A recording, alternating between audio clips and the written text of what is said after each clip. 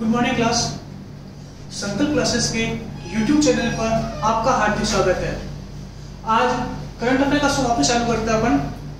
सबसे पहले क्वेश्चन है, हाल ही में यूनाइटेड नेशन संयुक्त राष्ट्र संघ में स्थायी प्रतिनिधि किसे नियुक्त किया गया?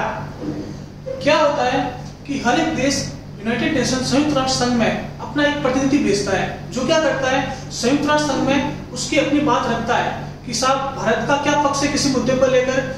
इस बात को रखने के लिए जो भारत एक व्यक्ति को भेजता है उसे अपन बोलते हैं स्थायी प्रतिनिधि।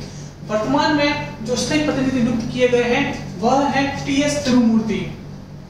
टी.एस. तिरुमूर्ति को हाल ही में भारत का यूनाइटेड नेशन में स्थायी प्रतिनिधि नियुक्त किया गया। अब ये है टी.एस. तिरुमूर्ति। उससे पहले जो थे वह थे सैयद अकबरुद्दीन। सैयद अकबरुद्दीन पहले थे। वर्तमान में कौन नियुक्त किए गए? टी.एस. तिरुमूर्ति। यह अपॉइंटमेंट का बहुत इंपॉर्टेंट क्वेश्चन बनता है, बहुत इंपॉर्टेंट क्वेश्चन बनता है। टी.एस. तिरुमूर्ति वर्तमान में, पहले थे सैयद अकबरुद्दीन। अब बात करते हैं अपन यूनाइटेड नेशन की। यूनाइटेड नेशन संयुक्त राष्ट्र संघ। संयुक्त राष्ट्र संघ क्या होता है? संयुक्त राष्ट्र संघ जब द्वितीय विश्व युद्ध समाप्त हुआ तो भविष्य में ऐसी कोई लड़ाई ना हो, इसको रोकने के लिए, ऐसी लड़ाइयों को रोकने के लिए संयुक्त राष्ट्र संघ की स्थापना की गई। संयुक्त राष्ट्र संघ ने लीग ऑफ नेशंस का स्थान लिया। क्या हुआ करता था जब प्रथम विश्व युद्ध हुआ, प्रथम विश्व युद्ध के बाद लीग ऑफ नेशन बनाया गया, लेकिन लीग ऑफ नेशन असफल रहा। असफल होने के कारण विश्व युद्ध द्वितीय हो गया। अब विश्व युद्ध द्वितीय के बाद संयुक्त राष्ट्र संघ बनाया गया। इसकी स्थापना हुई थी 24 अक्टूबर 1945। 24 अक्टूबर 1945 को संयुक्त राष्ट्र संघ की स्थापना हुई। इसका हेडक्वार्टर, संयुक्त राष्ट्र संघ का जो मुख्यालय है वह है न्यूयॉर्क। न्यूयॉर्क अमेरिका के अंदर। जो इसके प्रमुख हैं, जो इसके हेड हैं, उनका नाम है एंटोनियो गुटेरेस।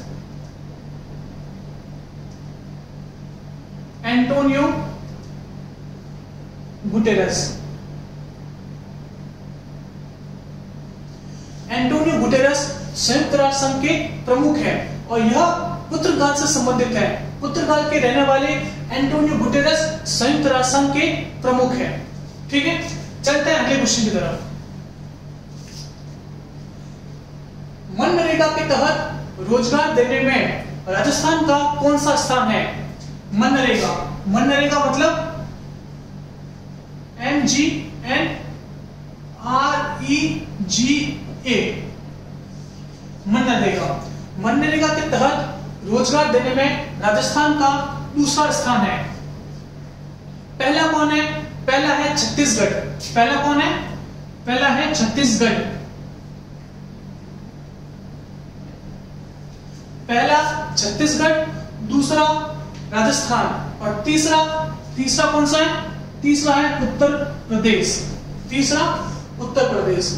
मनरेगा के तहत रोजगार देने में सबसे पहला छत्तीसगढ़, सेकंड कौन सा है? राजस्थान। सेकंड है राजस्थान और थर्ड कौन सा है? थर्ड है Uttar Pradesh.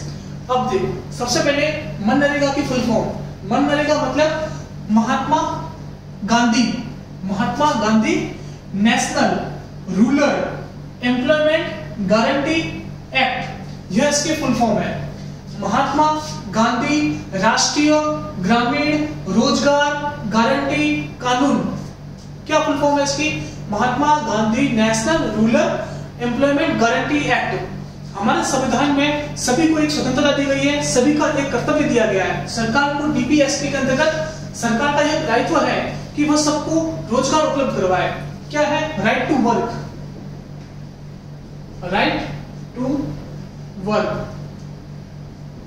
Right to work दिया गया है भारत के संविधान के अंदर। और इस राइट टू वर्क को पूरा करने के लिए भारत सरकार ने मनरेगा की योजना की शुरुआत की। इसके तहत ग्रामीण क्षेत्रों के अंदर प्रत्येक व्यक्ति को कम से कम 100 दिन का रोजगार उपलब्ध करवाया जाता है। ये होता है मनरेगा। फुल फॉर्म क्लियर होगी। अब मेरा आप सबसे एक क्वेश्चन है, वर्तमान में कोरोना वायरस के कारण अभी प्रधानमंत्री मोदी ने एक योजना चालू की है, प्रधानमंत्री मोदी गरीब कल्याण योजना, जिसके तहत मनरेगा के श्रमिकों का वेतन कितने से बढ़ाकर कितना कर दिया है, ये आपको मेरे को नीचे कमेंट बॉक्स में बताना है। क्लियर? चलते हैं अगले क्वेश्चन की तरफ।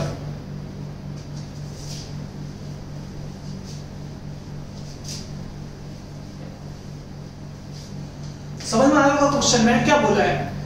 प्रधानमंत्री गरीब कल्याण योजना के तहत जो मनरेगा के श्रमिकों का वेतन है वह कितने से बढ़ाकर कितना कर दिया है कोरोना महामारी को देखते हुए। इसका आंसर आपको नीचे कमेंट बॉक्स में देना है। ठीक है। तीसरा क्वेश्चन, हाल ही में मणिपुर के किस चावल को भौगोलिक संकेतक का मतलब जीआई टैग दिया गया है। भौगोलिक संकेतक किसको दिया गया मणिपुर के? वो है चाकहाउ चावल। चाकहाउ नामक चावल को भौगोलिक संकेतक दिया गया है। देखो क्या होता है कि किसी भी क्षेत्र की एक चीज होती है, या तो खाने की चीज हो जाए या कुछ एक विशेष बनावटी चीज हो जाए, उसको पूरे देश में पूरे विश्व में मान्यता दिलाने के लिए यह जीआई टैग दिया जाता है। एग्जांपल के लिए मैं आपको बताता हूँ, बीकानेरी भुजिया को जीआई टैग दिया गया है। अब उसको जीआई टैग देने का कारण ये हो गया, मतलब ये हो गया कि बीकानेर की जो भुजिया है यह बीकानेर की भुजिया फेमस है। अब अगर कोई भुजिया मांगता है तो वो क्या बोलता है? बीकाजी भुजिया या बीकानेरी भुजिया चाहिए। इस जीआई टैग का यह मतलब हो गया। क्लियर? अभी वर्तमान में मणिपुर के चाकहाउ चावल को भौगोलिक संकेतक दिया गया। सबसे पहले भौगोलिक संकेतक किसको दिया गया? वह दिया गया दार्जिलिंग की चाय को। सर्वप्रथम भौगोलिक संकेतक दार्जिलिंग की चाय को पश्चिम बंगाल को 2004-2005 में दिया गया। ये ध्यान रखना, किसी भी क्वेश्चन का जो पहला होता है जिसको भौगोलिक संकेतक दिया गया, जिसको पहला पुरस्कार दिया गया, वह बहुत इंपॉर्टेंट होता है। तो भौगोलिक संकेतक सर्वप्रथम किसको दिया गया? दार्जिलिंग की चाय को दिया गया। कब दिया गया? 2004-2005 में दिया गया। वर्तमान में मणिपुर के कौन से चावल को, चाकहाउ चावल को भौगोलिक संकेतक दिया गया। इसके अलावा गोरखपुर का एक चीज है, गोरखपुर का टेराकोटा। गोरखपुर का टेराकोटा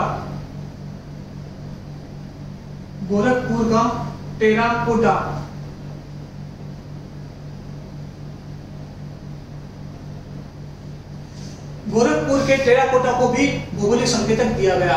ठीक है। अब इसमें चाकू चावल में क्या विशेषता होती है? ये मतलब कुछ इस तरह का चावल दिखता है, ब्लैक कलर का चावल होता है, जिसमें प्राकृतिक सुगंध होती है और यह विटामिन से भरपूर होता है।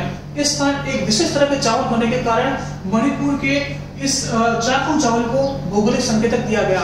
चलते हैं अगली स्लाइड के ऊपर।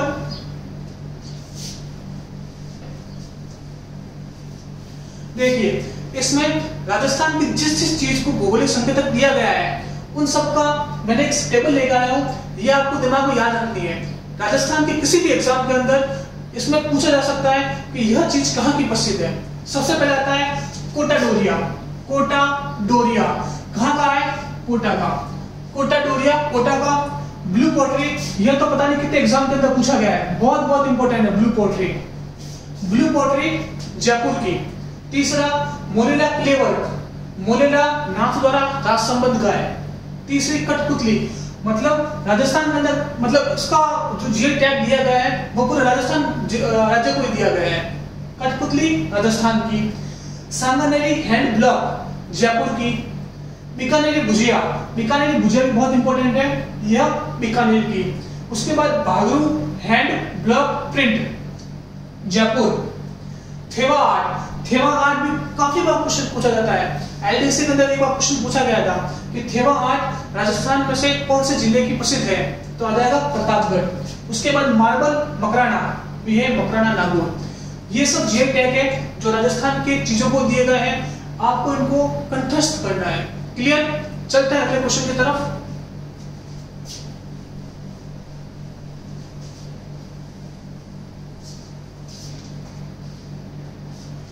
कोरोना के कारण ऑस्ट्रेलिया ने भारत के साथ कौन से युद्ध अभ्यास को निरस्त कर दिया?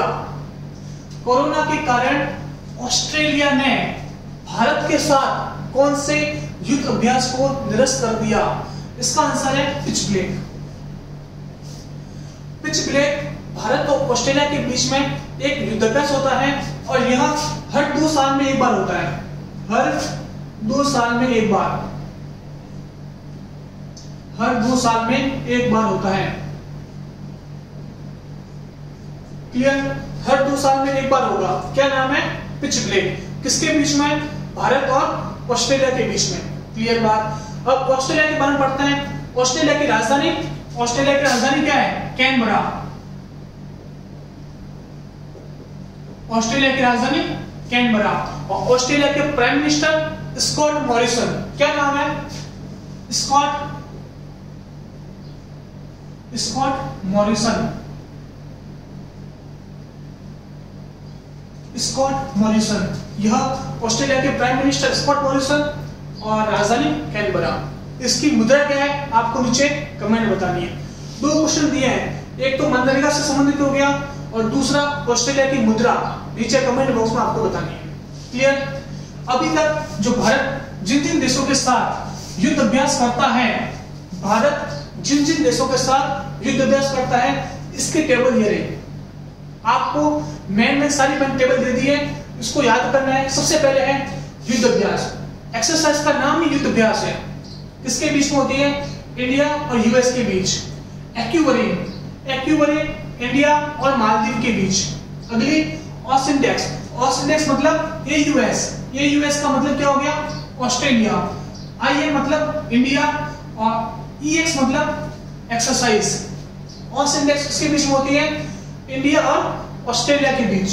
अगला मित्र शक्ति, इंडिया और श्रीलंका। मालाबार एक्सरसाइज 3 देश मिलकर करते हैं, इंडिया, यूएस और जापान। पहले इसमें ऑस्ट्रेलिया भी शामिल था, लेकिन अब ऑस्ट्रेलिया निकल चुका है। इसका मतलब इसमें 3 देश हैं, इंडिया, यूएस और जापान। अगली सुंदरबन मैत्री। अब गंगा सुंदरबन का डेल्टा बनाती है पश्चिम बंगाल में, इस कारण यहाँ पे इंडिया और बांग्लादेश के बीच में सुंदरबन मैत्री एक्सरसाइज होती है। अगली है सूर्य किरण इंडिया और नेपाल के बीच में। अगली लामित्य इंडो और सेचल्स के बीच में, इंडिया और सेचल्स के बीच में होती है। इसके अलावा सांदेक्स सार्क कंट्री के बीच में। इस तरह से 4-5 एक्सरसाइज और इसमें इंद्र भी इंपॉर्टेंट है, इंडिया और रशिया के बीच में। संप्रति इंडिया और बांग्लादेश के बीच में। क्लियर? ये सारी मेन एक्सरसाइज है, आपको क्लियर याद रखनी पड़ेगी। हैंड इन हैंड इंडिया और चाइना के बीच में। क्लियर? ये सारी इंपॉर्टेंट है। 1 2 3 4 5 6 7 8 ये 9 10 11 12, ये 12 आपको क्लियरली याद रखनी है। क्लियर? अगले क्वेश्चन की तरफ चलते हैं।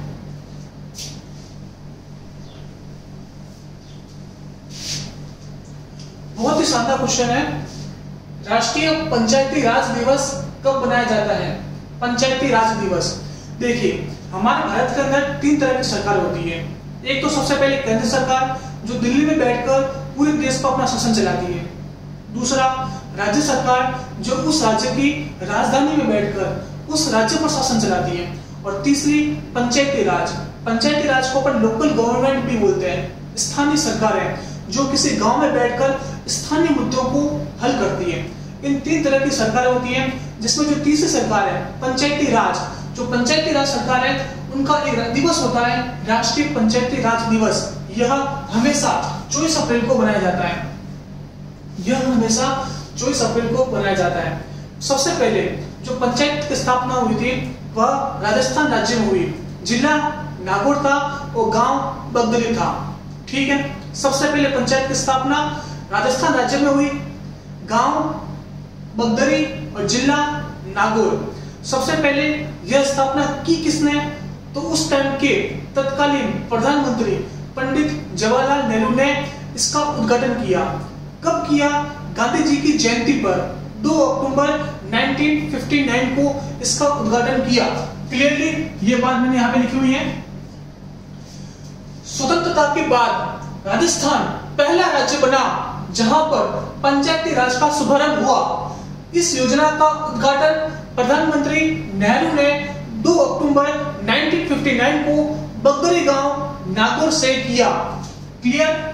2 अक्टूबर 1959 गांव बगदरी, जिला नागौर, राज्य राजस्थान।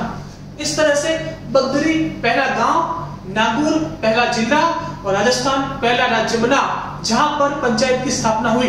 क्लियर? सन 1989 में 1989 में एक कमेटी बनी। कमेटी का नाम था पीके थुंगन समिति। क्लियरली याद रखना, ये नाम काफी बार क्वेश्चन पूछा जाता है। पीके थुंगन समिति किससे संबंधित है? पीके थुंगन समिति किससे संबंधित है? आंसर आएगा पंचायती राज। क्या किया इसने? 1989 में पीके थुंगन समिति ने स्थानीय सरकारी निकायों को संवैधानिक मान्यता देने की सिफारिश की। संवैधानिक मान्यता, ध्यान रखिए, जो 1989 से पहले थी, पंचायतें तो उस टाइम भी थी, लेकिन उस टाइम संवैधानिक मान्यता नहीं थी। अब पीके थुंगन समिति ने क्या बोला कि इनको संवैधानिक मान्यता दी जाए, मतलब इनकी भी एक स्पेशल अनुसूची हो, इनका भी अलग से पार्ट हो और इनके भी अलग से आर्टिकल हो, इनके भी अलग से अनुच्छेद हो। इसका मतलब होता है संवैधानिक मान्यता। उसके तहत इस कमेटी की सिफारिश पर एक संविधान संशोधन किया गया। कौन सा संविधान संशोधन किया गया? 73वां संविधान संशोधन। 73वां संविधान संशोधन 1992 में हुआ। कब हुआ? 1992 में 73वां संविधान संशोधन हुआ। उस समय देश के प्रधानमंत्री कौन थे? वो थे पीवी नरसिम्हा राव। पीवी नरसिम्हा राव के समय 73वां संविधान संशोधन 1992 में हुआ। 24 अप्रैल को यह लागू हुआ।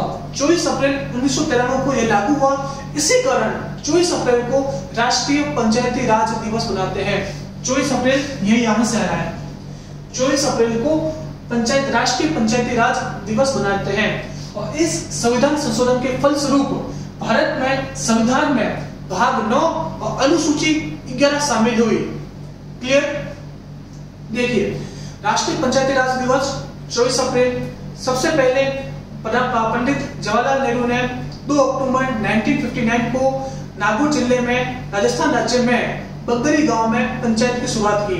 लेकिन फिर 1989 में पीके थुंगन समिति ने संवैधानिक मान्यता देने की सिफारिश की। संवैधानिक मान्यता देने के फलस्वरूप 73वां संविधान संशोधन हुआ। 73वां संविधान संशोधन prime minister PV Narasimha Rao थे। 24 अप्रैल 1993 को हुआ और भाग 9 अनुसूची 11 जोड़ी गई। चलते हैं अगले क्वेश्चन की तरफ।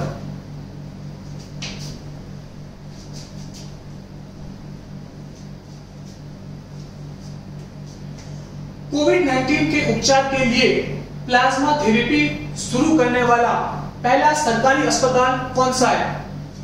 प्लाज्मा थेरेपी शुरू करने वाला पहला सरकारी अस्पताल कौन सा है? वह है किंग जॉर्ज मेडिकल यूनिवर्सिटी। देखिए, अगर पूछता है सरकारी अस्पताल तो आएगा किंग जॉर्ज मेडिकल यूनिवर्सिटी, और अगर पूछता है प्राइवेट हॉस्पिटल तो आएगा मैक्स हॉस्पिटल। प्राइवेट हॉस्पिटल कौन सा? Max hospital. सरकारी अस्पताल king George medical university. Clear? और यह है कहां? यह है उत्तर प्रदेश के अंदर किंग जॉर्ज मेडिकल यूनिवर्सिटी है। क्लियर? इसके बाद उत्तर प्रदेश के अंदर 2 एयरपोर्ट के नाम ध्यान रखने हैं आपको।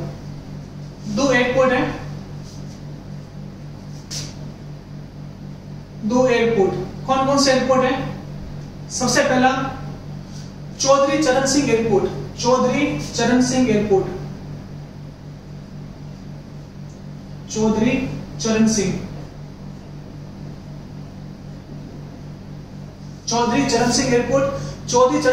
कहां है? वह है लखनऊ के अंदर।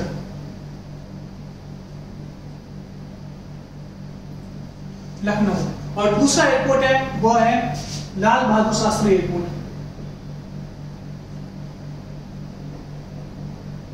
लाल बहादुर शास्त्री यह कहां है? यह है वाराणसी के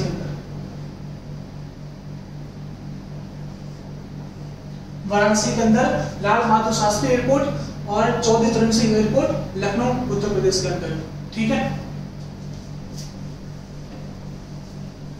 देखिए अब प्लाज्मा क्या होता है, सबसे पहले जो हमारा रक्त होता है, रक्त में दो चीजें होती है, एक तो होती है प्लाज्मा, एक तो होती है प्लाज्मा और दूसरी होती है कोशिकाएं।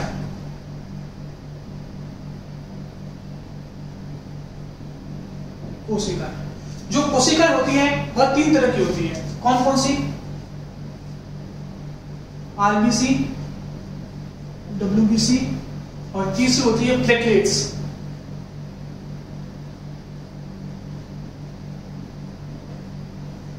अब ये जो उपचार बताया है इसमें क्या क्या है, इस प्लाज्मा का जो लगभग 52% पाया जाता है, इस प्लाज्मा का उपयोग करके कोविड-19 का उपचार किया जाएगा। इस प्लाज्मा के अंदर क्या होता है, एंटीजन और एंटीबॉडी पाए जाते हैं, जो जिसमें अब जैसे कोई व्यक्ति कोविड-19 से उपचार से सही हो गया है तो उसके शरीर में क्या हो जाएगा, एंटीबॉडी हो जाएगी उस कोविड-19 के, और उस एंटीबॉडी का उपयोग करके अपन कोविड-19 का उपचार कर सकते हैं। यह है प्लाज्मा थेरेपी। यहाँ पे मैंने आपको क्लियरली दे रखा है, plasma, RBC, WBC clearly cut है, आपको एक बार देखना है, समझ में आ जाएगा। चलते हैं अगले क्वेश्चन की तरफ।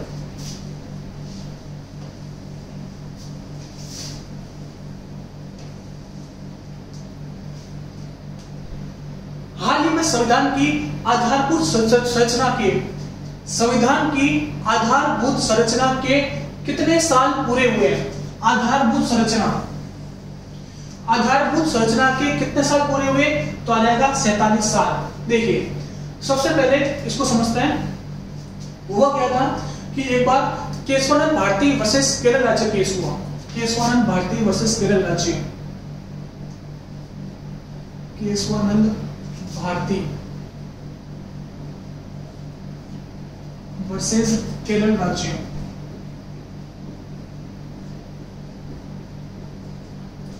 केशवानंद भारती वर्सेस केरल राज्य केस हुआ। इसमें क्या हुआ, इसमें आज तक संविधान में आज तक जो सुप्रीम कोर्ट में 13 जजों की बेंच बैठी थी, 13 जज थे। कितने जज थे?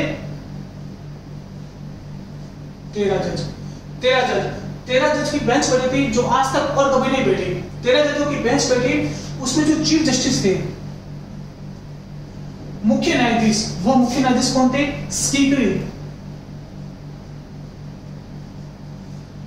जो मुख्य न्यायाधीश थे वह थे सीकरी, और उन्होंने अपना जो डिसीजन दिया वह दिया 24 अप्रैल को।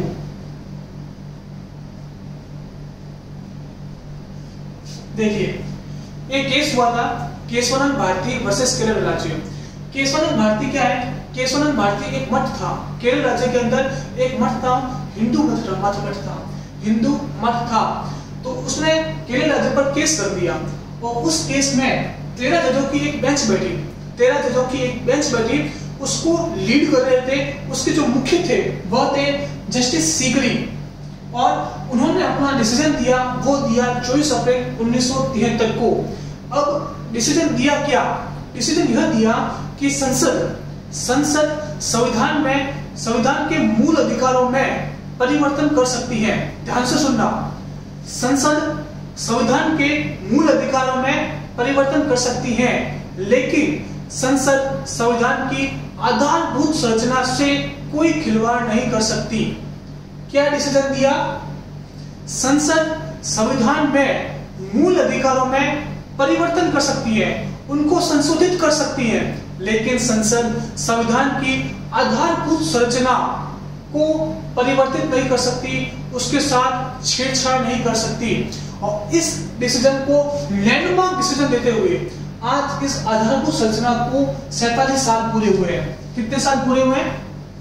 47 साल। अब आपको एक क्वेश्चन दिमाग में आता होगा कि यह आधारभूत संरचना है क्या? देखिए आधारभूत संरचना का मतलब है जैसे देश की इंटीग्रिटी, अखंडता, देश का सोवरेनिटी, ये सब आधारभूत संरचना है। और उस समय जो सुप्रीम कोर्ट था, सुप्रीम कोर्ट ने यह भी क्लियर किया कि इस आधारभूत संरचना को मैं समय समय पर परिभाषित करते रहूंगा, और जो सुप्रीम कोर्ट आज भी करता रहा है। इसकी कोई प्रॉपर डेफिनेशन नहीं है, बस जब जब केस आते हैं तो सुप्रीम कोर्ट अपने हिसाब से, अपने विवेक से इस आधारभूत संरचना को समय समय पर परिभाषित करता रहता है। क्लियर हो गया आपको? केस क्लियर है? केशवानंद भारती वर्सेस केरल राज्य। किसके बीच हुआ? केशवनाथ भारती, एक हिंदू मठ और केरल राज्य के बीच में। कितने जजों की बेंच बैठी? 13 जजों की बेंच बैठी। कौन थे chief justice? Justice Sikri. Decision कब दिया? तो दिया 24 अप्रैल 1973 को। क्लियर? चलते हैं अगले क्वेश्चन की तरफ।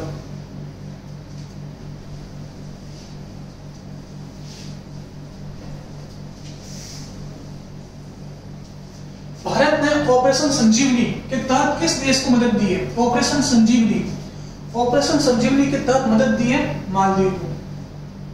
देखिए, जब भारत में लॉकडाउन की घोषणा हुई, तो भारत ने क्या किया कि जो महत्वपूर्ण दवाई थी, जो महत्वपूर्ण मेडिसिन थी, उनका अन्य देशों को निर्यात रोक दिया। जैसे मैं एग्जांपल देता हूं आपको, HCQ हाइड्रोक्सीक्लोरोक्विन का भारत ने अन्य देशों को निर्यात रोक दिया। लेकिन जब मालदीव, अमेरिका और ब्राजील ऐसे देशों ने भारत से गुहार लगाई कि आप HCQ जो मलेरिया में काम आती है उसके प्रमुख उत्पादक देश है, तो आप हम जैसे देशों को यह मेडिसिन बेचकर इस कोविड-19 से लड़ने में हमारी मदद कीजिए। तो ऐसी कंडीशन में भारत ने ऑपरेशन संजीवनी मालदीव के लिए चलाया और उसे आधारभूत और जरूरतमंद मेडिसिन सुविधाएं उपलब्ध करवाई। क्लियर? मालदीव को उपलब्ध कराई। मालदीव की राजधानी माले, मालदीव की करेंसी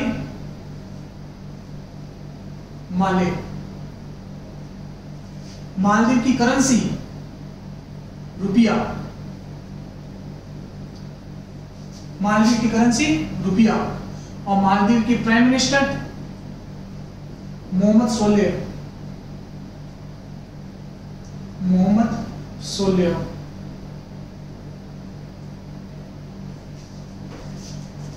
एक आपसे क्वेश्चन है कि ऐसे कौन कौन से देश हैं जिनकी करेंसी रुपया है? मैं आपको डेटा बता देता हूं।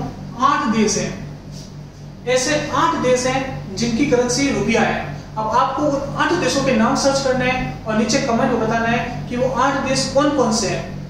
ठीक है, चलते हैं अगले क्वेश्चन की तरफ।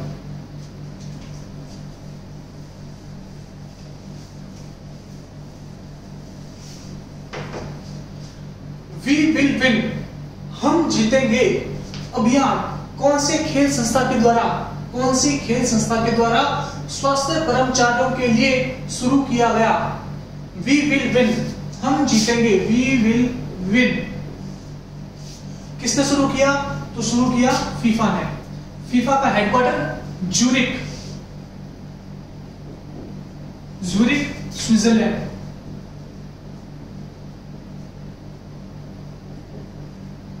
Zurich Switzerland. इसके जो हेड है वह है गियानी इन्फेंटिनो।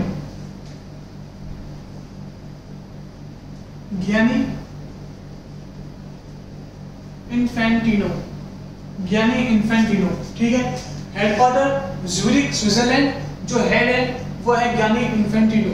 क्लियर? बीसीसीआई आपको पता ही है, board of control for cricket in India. BCCI का headquarter Wankhede stadium, Mumbai. BCCI का अध्यक्ष सौरभ गांगुली। इसके जो सेक्रेटरी है वह है जय शाह, अमित शाह के बेटे। क्लियर? इसके अलावा बात करता हूँ राजस्थान क्रिकेट बोर्ड के अध्यक्ष कौन है? अशोक गहलोत के मुख्यमंत्री वैभव गहलोत राजस्थान क्रिकेट बोर्ड के अध्यक्ष है। इसके बाद में बात करता हूँ आईओसी, इंटरनेशनल ओलंपिक कमेटी का हेडक्वार्टर भी स्विट्जरलैंड के अंदर है। इसके अलावा आईसीसी, इंटरनेशनल क्रिकेट काउंसिल, इसका हेडक्वार्टर कहाँ है? इंटरनेशनल क्रिकेट काउंसिल, इसका हेडक्वार्टर दुबई के अंदर इसका हेडक्वार्टर है। इसके जो चेयरमैन है, इसके चेयरमैन शशांक मनोहर है। कौन है चेयरमैन? शशांक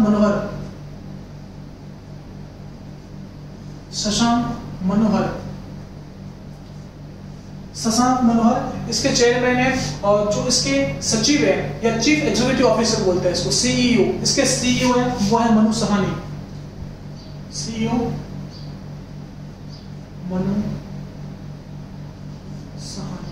क्लियर? सारी चीजें क्लियर है आपको? चलते हैं अगले क्वेश्चन की तरफ। किस देश ने कोड़े तथा नाबालिगों को मौत की सजा के प्रावधान को खत्म किया है? किस देश ने कोड़े तथा नाबालिगों को मौत की सजा के प्रावधान को खत्म किया है? Answer is Saudi Arab.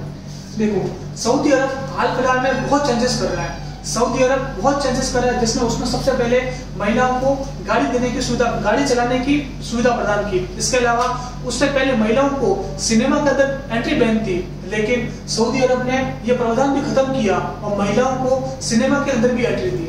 Saudi अरब की राजधानी रियाद, करेंसी रियाल, ठीक है, गल्फ कंट्री है। क्लियर? इसके बाद यह आज का लास्ट क्वेश्चन था। उम्मीद करता हूं कि आपको सेशन पसंद आया होगा। अगर आपका कोई भी सजेशन या प्रॉब्लम है तो आप नीचे कमेंट बॉक्स में दे सकते हैं।